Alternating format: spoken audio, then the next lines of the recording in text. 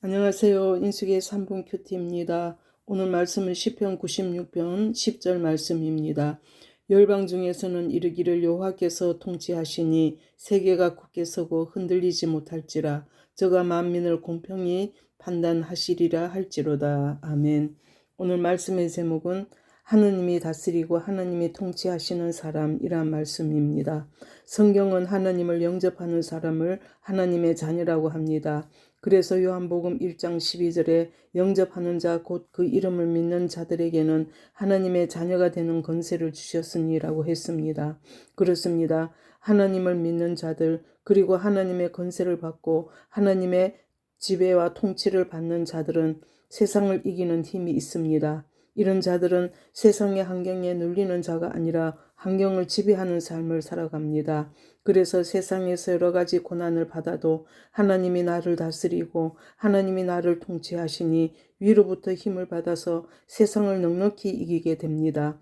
이런 은혜를 받으면은 고난 때문에 우는 것이 아니라 하나님의 은혜에 감사해서 웁니다. 그래서 하나님의 은혜가 충만하니 참을 수 없는 가운데서도 참을 수가 있고 그리고 사랑할 수 없는 사람도 사랑할 수가 있는 것입니다. 그리고 이런 자들은 세상을 뛰어넘는 믿음이 있기 때문에 그리고 하나님의 은혜의 바다 속에 있기 때문에 얕은 물가에서 찰싹거리는 작은 파도를 보고 마음을 졸이지 않습니다. 그러므로 우리도 하나님이 나를 통치하심으로 그 은혜의 바다로 내 마음껏 저어가는 믿음의 사람이 되기를 바랍니다. 이스라엘 백성들은 출애굽 후에 그들이 홍해의 기적을 맛보고 길이 활짝 열려질 줄 알았습니다. 그런데 현실은 그렇지 않았습니다. 그들이 가는 그 사막은 풀 한 포개가 없는 막막한 사막이었습니다. 그들은 사막의 한가운데서 물이 없어서 모두가 픽픽 쓰러지는 자녀들을 보면서 이스라엘 백성들은 하나님을 원망하며 모세를 원망하며 다시 애굽으로 돌아가자고 합니다. 그런데 똑같은 상황에서 모세는 80세 노인으로 200만 명이나 되는 백성들을 이끌고 나가는 지도자의 입장에 서 있는 모세는 현실적으로 보면 얼마나 마음이 괴롭고 졸여지겠습니까? 그러나 모세는 그들과는 달랐습니다. 그는 이 고난의 길을 고난으로 보지 않고 하나님의 은혜의 통로로 보았습니다.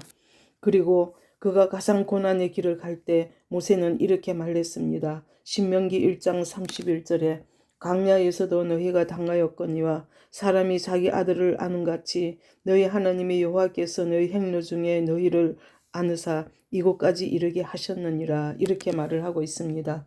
그렇습니다. 모세는 이 고난의 통로를 하나님이 저희들을 안고 가는 은혜의 통로로 보았던 것입니다. 이것이 믿음입니다. 그리고 이것이 하나님이 나를 통치하는 삶이 아닙니까?